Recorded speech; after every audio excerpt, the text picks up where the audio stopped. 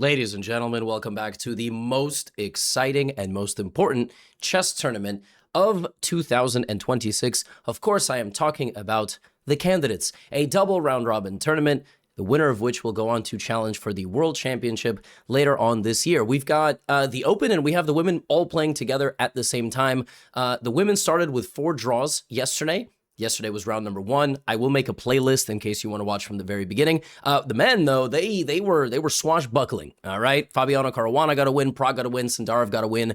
Already 3 people on 0 points. We will see if they will be able to bounce back or stabilize or whatever. Maybe they will keep losing. I have no idea. Well, I do because the games are done. Thank you for coming back to these recaps. And a friendly reminder about the launch of How to Win at Chess Next Level. You can pre-order a signed copy. If you are in Canada or Europe, a lot of you commented on the first recap. Wait a little bit.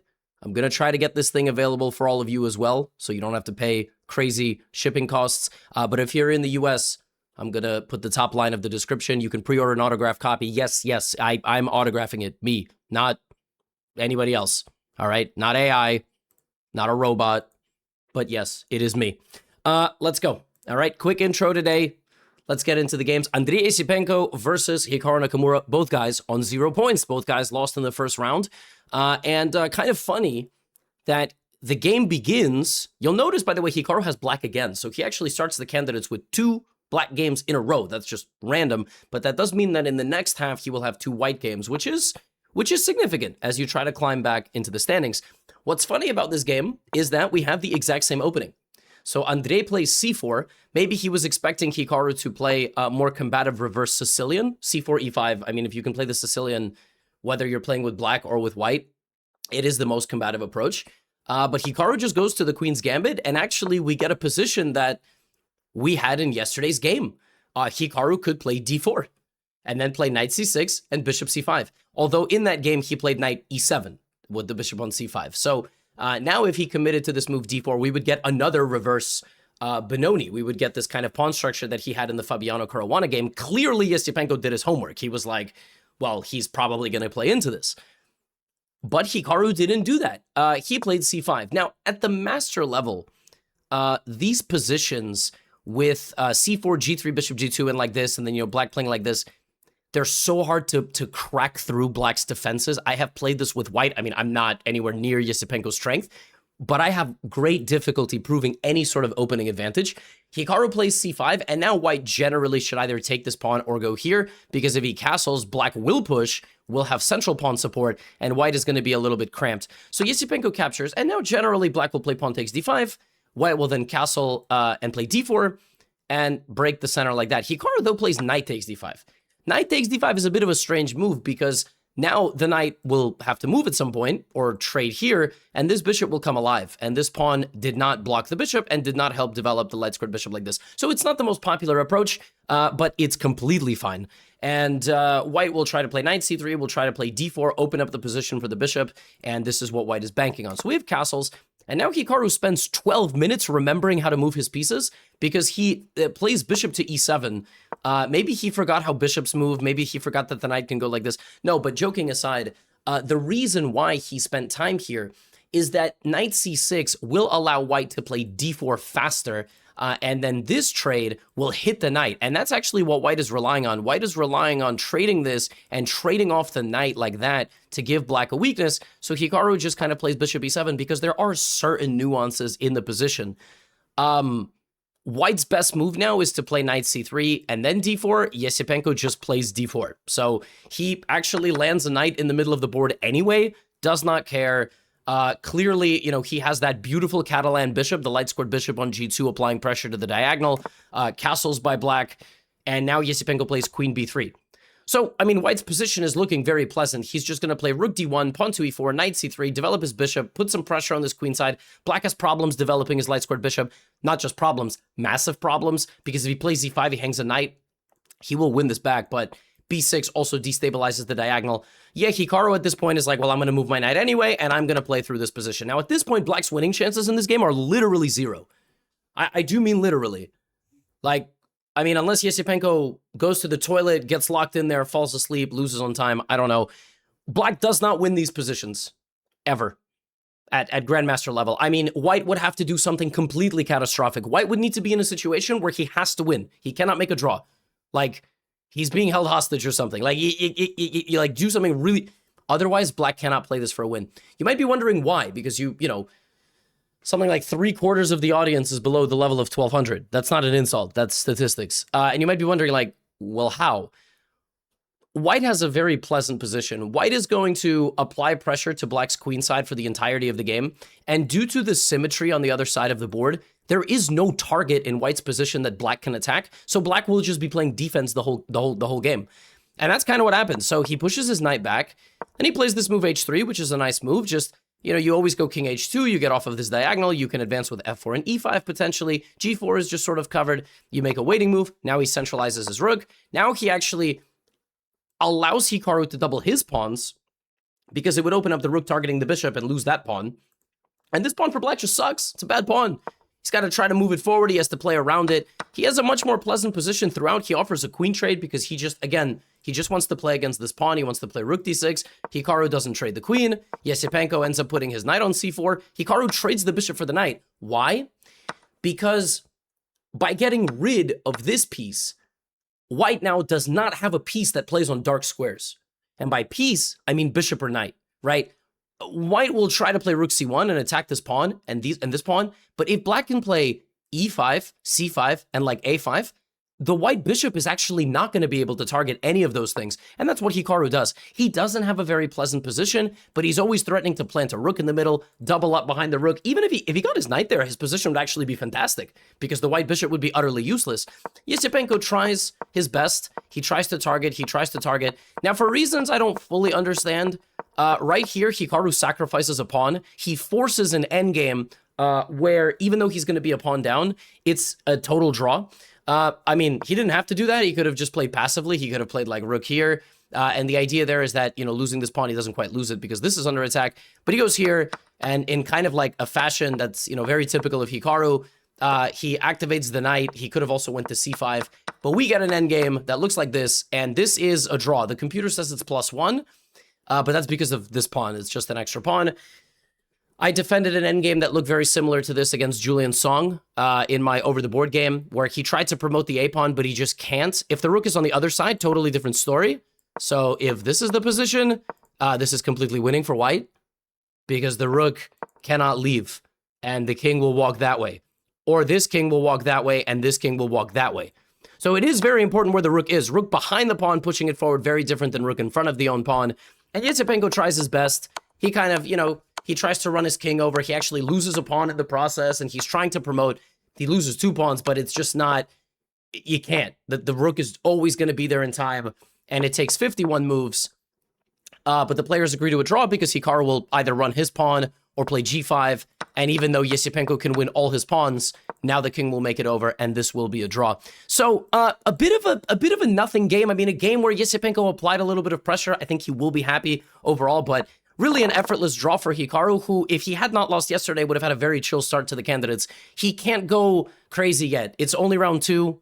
You see down there, or in the title of the video. So Hikaru gets on the board. Both guys recover from a loss. Very Soviet-style school of chess. You don't ever lose 2 games in a row. So Yesipenko doesn't lose. It's a draw. And we go over here. Giri versus Fabiano Caruana. Very different start to their tournaments, right? One guy has no points. The other guy has 1 point. Giri, by the way, another guy who is going to play g3 and bishop g2. So these kind of fianchetto Catalans applying pressure to the position. Now, Caruana plays a very surprising move order. He plays knight d7. So that's weird. Why would you not just develop this knight here? Why would you voluntarily play this move? Well, he actually played an anti-Anish Giri setup. He anticipates that Anish is not going to play knight to c3. If you do play to knight to c3 in this move order, then black will play knight to f6 probably. Maybe he was going to play something else. I kind of doubt that he was going to take on c4 and then try to defend it with knight b6. Maybe he was going to pin with bishop b4. I don't know what he was going to play. But Giri plays g3, so he plays the Catalan. And now Caruana shows his idea. He takes on c4, and then he plays rook b8.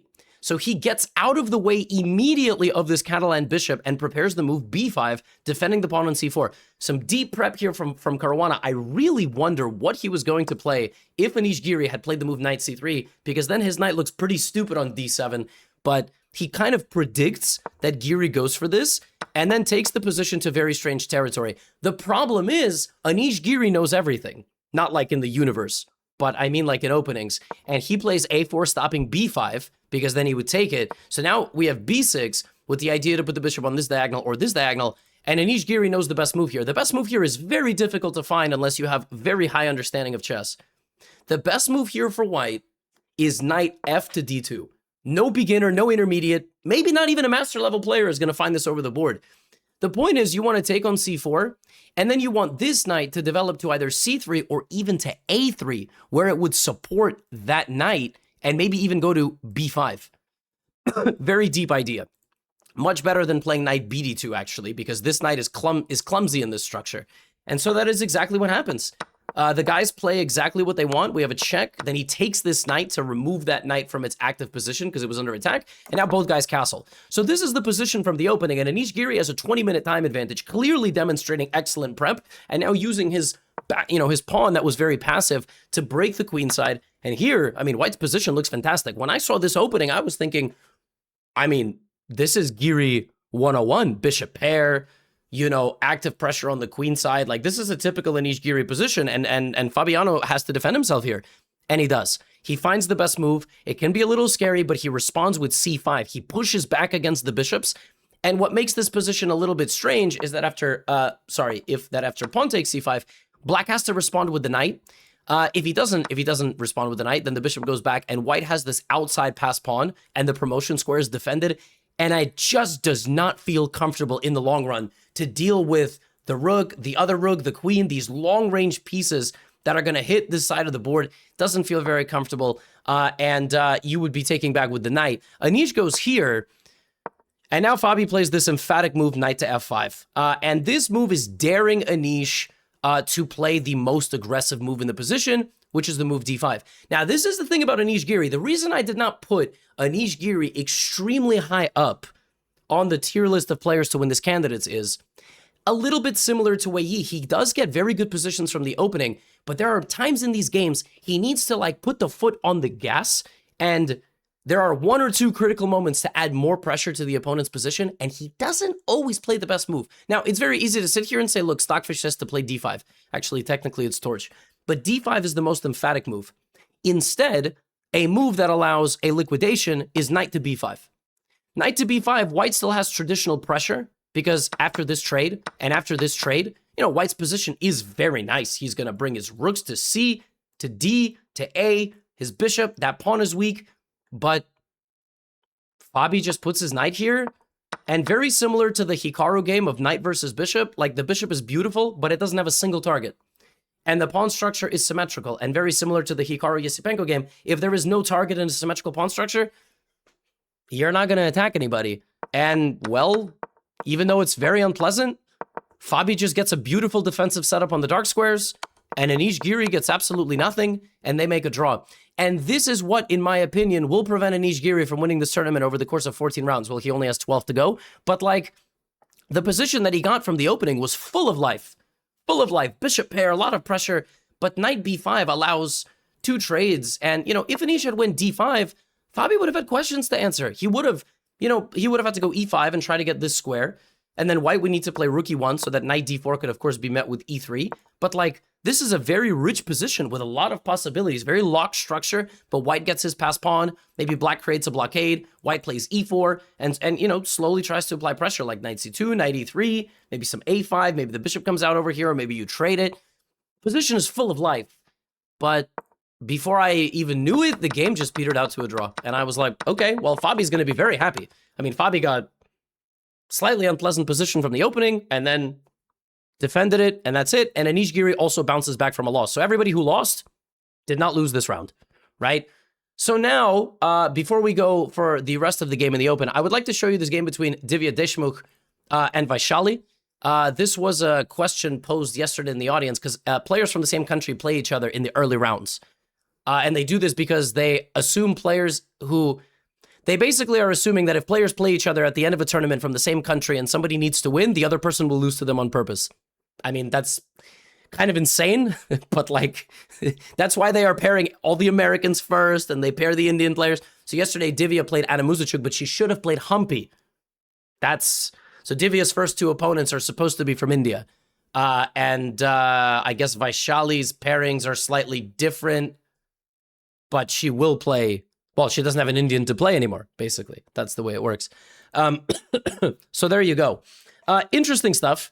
Now, this game was wild, but it was only really wild for about 3 moves. So it was a Queen's Gambit declined and h6, bit of a strange move, preventing bishop g5.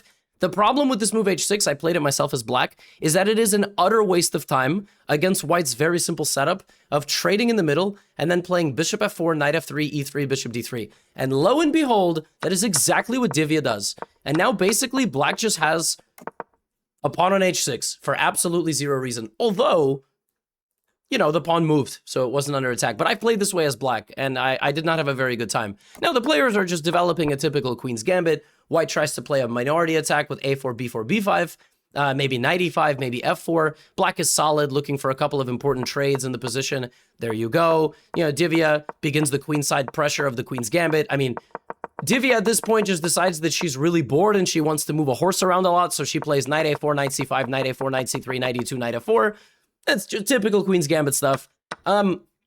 As the players get deeper into the time pressure phase, Divya builds up a lot of queenside pressure, which is very normal in these positions, but black is defending very nicely until she's not.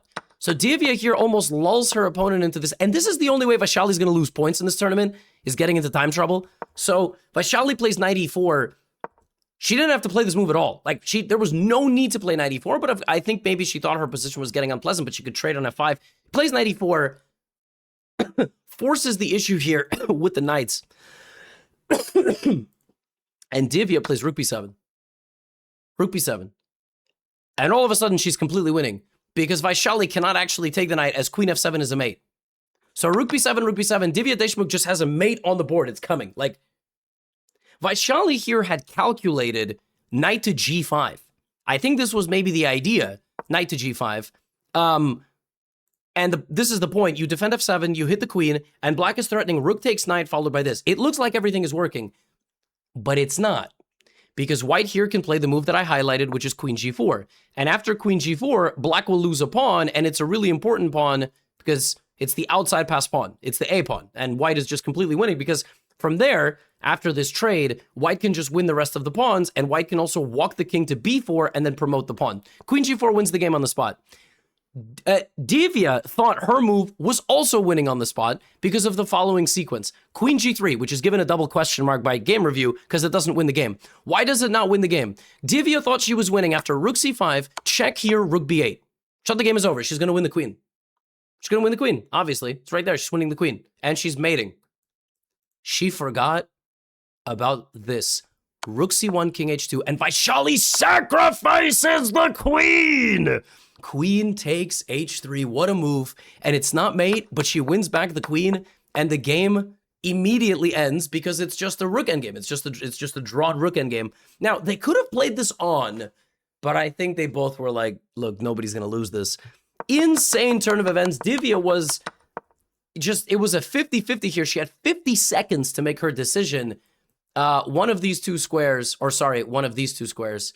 she went for this rook b8 queen, and what an absolute miracle save from Vaishali. What a gangster way to save the game. Sack the queen on h3, and she saves the half a point. So awesome stuff. Awesome stuff from Vaishali. Not all draws are the same, and Divya was obviously not too thrilled. She could have been winning the tournament, but it's early in the tournament, and we will see what happens. Now, we go to Wei versus Pragg. Pragg started the tournament in brilliant fashion, and he continues the tournament in brilliant fashion because he plays the French defense. The French defense is a provocative opening nowadays. I mean, it's an opening you play for a win or a loss.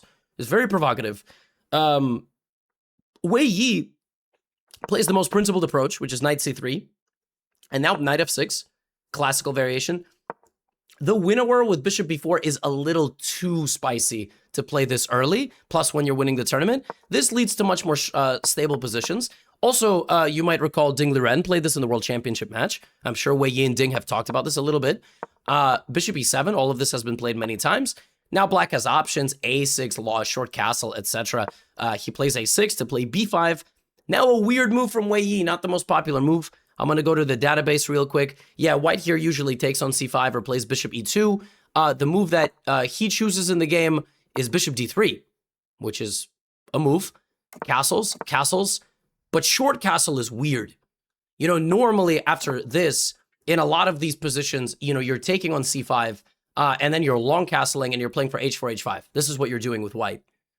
Wei Yi plays short castle in the classical French, which has been played before, but I have not seen in a very long time. Now black is not going to get the typical c4, b5, a4, but he will get f6, which is a typical break in the French from Pragg. And we have pawn takes f6. Wei Yi down 40 minutes on the clock in the opening, which is a little bit strange, you know, because like the classical French is something where there really is one plan for white. I mean, you could short castle, and if you're going to go for short castle, spending 12 minutes and then another 22, I don't know. Pragg definitely winning the opening battle here. And now Pragg plays b6, so not even c4, b5, plays b6 and queen c7, and Pragg is better with black. Pragg is better with black, and he's up 40 minutes on the clock. This tournament has been fantastic so far for him. He's looking in great shape, great prep, confident.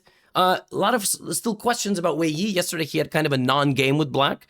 So rook e1, and Pragg plays bishop d6. He's just improving his position. And now Wei, he trades his powerful knight from the middle of the board. I mean, things just look like they're going really well. Now he's going to reposition this bishop. It's just looking a little dicey, I gotta say. Like, the computer is already, if you look at the top line of the engine, it wants c4, a5, b5, b4. Like, look at the moves. c4, a5, b5, b4. Then later it wants b3. It's just like, yo, just go for the kill. Just like avalanche on the queen side. It just thinks that white has nothing here. White's worst piece by far is this knight on c1. I mean, I don't know how he's going to get it back into the game. It's got to go here and here and here and here, or like there and there and there. And Pragg, instead of going on the queen side, he goes to the king side. And that gives white enough time to poke at the structure. So now white gives away this pawn.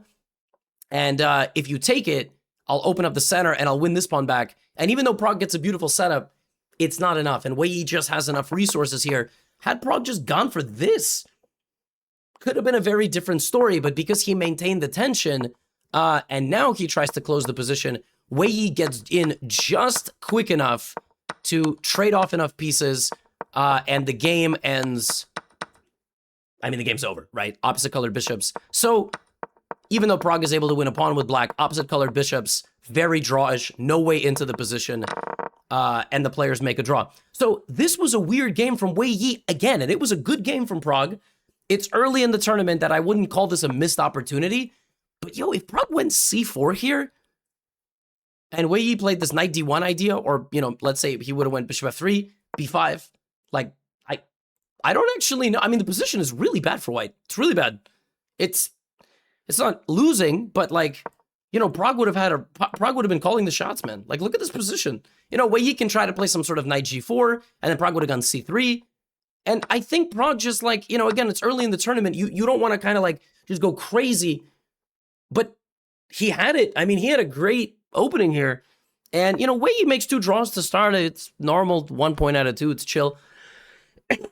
But I don't know. These early round dynamics are so fascinating. A game that basically never got going was this one between Sindarov and Blubaum. And I mean, Blubaum is totally happy to end this tournament with 14 draws. It would be a great result for him. He is not showing up to this tournament with the mindset of like, I need to win at all costs, unlike some of the other players who, you know, the expectation is there, right? So Blubaum places Petrov defense. By the way, he has a very similar repertoire to Wei Yi with black. Wei Yi also will play the Petrov. Sindarov plays this goofy line where his knight goes here, looks absolutely stupid, but it's a real thing. And then he plays knight f4 with the idea to put the knight on d5. There are many lines here. One of the craziest ones is knight c6, knight d5 attacking the queen, knight d4 attacking the queen. But Blubaum's a very practical guy. You want to go knight d5, you just can't. And then he puts his knight back, and The engine likes to say that in these positions, white has a little bit of an advantage due to only God knows. Really, I cannot explain this to you. Certain pawn structures, certain squares. Yeah, Blubaum here maybe makes the most daring move of the opening. Like, Sindarov can damage his pawns, but then he won't have a bishop. So that doesn't happen. They dance around a little more with their horses. And here, Sindarov has his biggest chance. The same pawn break Anish Giri could have played d5. Pawn sacrifice would have put black under a lot of pressure. D5 here, and the point is that if black captures, white doesn't even have to do anything, but black is going to really struggle to move his pieces. He'll play rook d1, and then, you slowly improve the rest of your pieces, and then and only then do you take. But because Sindarov plays this slowly, Blubaum just gets to play d5. And now that Blubaum plays d5 it's just equal. So another player who, had an opportunity to use his whole opening situation to put pressure, but he doesn't play d5. He plays it a bit slowly. He still tries to apply some pressure, but Blubaum, very crafty, good structure, super solid. And yeah, he just doesn't let in Sindarov at all. Just gets this position. Black has no weaknesses. You will not make it into the position. And Sindarov manages to win a pawn, but great defending from Blubaum, and the players make a draw. So Sindarov 1.5, Fabiano 1.5, Pragg 1.5. Everybody else trailing. Wei has 1, Blubaum has 1. They were the only two that drew on the first day. So yeah, and the other players just got up to half a point. Good start for Blubaum. I mean, you gotta had almost no problems. Sindarov had a chance to play d5, and actually Giri. Both guys could have played pawn to d5 in their games to try to apply a little bit more pressure. Other than that, not much on day 2. Really, pretty peaceful day. Good thing it's early in the tournament. I mean, it's very early, so I think most of these players can be very happy. Sindarov had 2 whites to start the tournament, you will notice. So he had white against Yesipenko, and he had white against Blubaum. Remember that in the last 7 games, now he will have more black games at the beginning. So he will be black against Yesipenko, black against Blubaum. And if he is feeling that pressure to play for a win with black, you have to take huge risks to play for a win with black. So we'll see. Now, Bibisara Alsobayeva and Alexandra Goryachkina. This is really a story of a bright star that is on the rise. Bibisara and Goryachkina, who is who's been there, done that. A semi-Taraj played from Goryachkina, which nowadays, as we know, is almost effectively a draw offer. Pawn takes d5, pawn takes d4, check here. You win a pawn with white, but black gets a lot of development. And it's well known that in this position, black is doing completely fine. So black, in this case, just gets the pawn back. Knight c4. You can even play knight d6 check. E4 is clearly prep. So you can play knight d6. You can play rook d8. You can play knight d6 first. You can play knight d6 now. And clearly Bibisara here challenging the preparation of Goryachkina. You will notice both players have barely spent any time. You will notice Bibisara is literally not thinking at all. Queen d4. Now she thinks and grabs this pawn. So she's playing completely on her own now. This is typical prep at Grandmaster level. Play 20 moves of memorized theory and then you think for 35 minutes. The problem with this opening is it doesn't really matter at all. It really doesn't matter at all. And this is just a draw. This line with black, if nowadays, this line kills the Queen's Gambit. Just effectively. If black wants at GM level to not get a game, just make a draw with black, this is what they play. You saw Wei play it. You saw Blubaum, Wei Blubaum. You saw it already. This is the 2nd time we see it in this tournament. Maybe even the 3rd. I can't remember at this point. But you will see this all the time. And this is why players now are playing the Catalan. Because this is what you have to do. And they make a draw. I mean, it was a rook endgame. They made a draw. Tan Zhongyi and Anna Muzychuk. This one was the most accurate game of the round. 99.3, 99.7. The Chinese love the Petrov. They play it a lot. It's a standard for Wei. It's a standard for a lot of their players. There's different ways that white can attack the Petrov, but in general, white tries to get a little something. And Muzychuk here tries to get a little something on the queen side, slowly developing her initiative. And she does. She gets a very pleasant position, but then she plays a little too slowly. She needed to stop knight to e5. You cannot take the knight, of course. There's a pin, but black is trying to play knight e5. Bishop f4 would be the way forward, stopping knight e5, forcing the knight to go the other way. She goes here, black plays knight e5. Black completely equalizes, just gets a very stable position, and you will not lose this. And yeah, Tan Zhongyi can be very happy with this game. I mean, but this was a nothing game. And that happens in the candidates, but the nothing games will run out as the tournament runs out. Another game, Katerina Lagno has had 2 games to start the candidates that have been utterly insane. I think yesterday she was black against Goryachkina, and she was losing on the board. I think, if I'm not mistaken, right? Yes. Yes, she was... Yeah, she had black. Yes, rook e5. So she was losing. Now, today, this game was a French. It was a Tarrasch French. It was a line that I've played myself with black. This line where you retreat the queen. Although I retreated to d7, and then I put it on c7, and then I play pawn to a6. Here, black will play knight f6, and so on. So knight e4 is the drawback of this line because it allows the queen to be attacked. Lagno plays like this. Very, you know, I love those doubled f-pawn structures. I play them all the time. Game gets very sharp. So queen back to b6, Lagno takes on d4, but actually it's black from the early game who gets all of the initiative and the extra pawn and all the compensation. So she has a really nice position. Knight f3, vicious move, queen f3, queen d4 check, you'll pick up a second pawn. And Zhu Jiner just has a 2-pawn advantage against Lagno. Not only does she have a 2-pawn advantage, rook g8, bishop c6 is coming. I mean, white is just like 3 moves away from just getting absolutely eviscerated. So Lagno's position is in dire straits. She goes queen g3. Black plays bishop c6. You cannot ask for a better position. 2 pawns up for Zhu Jiner. Rook d1. She puts the bishop on f6. White plays h3. White is just making it, you know, trying to bide a little bit of time. h4 is a mistake because rook d8. And now the position is -3. It is totally losing. Takes. The best move here for black is a very peculiar move, rook d7, to keep the rook on the same line. The move she plays loses all of the advantage. Not because of some queen f6 or something, it's because of the move knight b5. Just an incredible move. The point of knight b5 is that if the bishop takes, rook c1 pins the queen to the rook, defended like this. And if knight b5, queen b5, rook takes e6, sacrifices the rook and makes a draw. You force the king to be wide open. So knight b5 looking for knight d6 saves the game for white. Instead, Lagno plays here and she's losing. If black plays queen to g4 here, holding that trade position, she wins the game. Why does she win the game? Because of the unfathomable queen g4, queen f6, short castle. She just has to remember about castling and she wins. She wins the game. Her king is totally safe. Then she plays queen g7 or king h7 or g8. White has nothing. White has absolutely nothing. So Zhu Jiner here can play queen g4 and castle her king, and she wins. But she has 37 seconds, and she misses it. She misses it. And this wouldn't work. What's going to happen in the game? This doesn't work now because, you know, queen h3 check and so on. Queen e3, queen g8.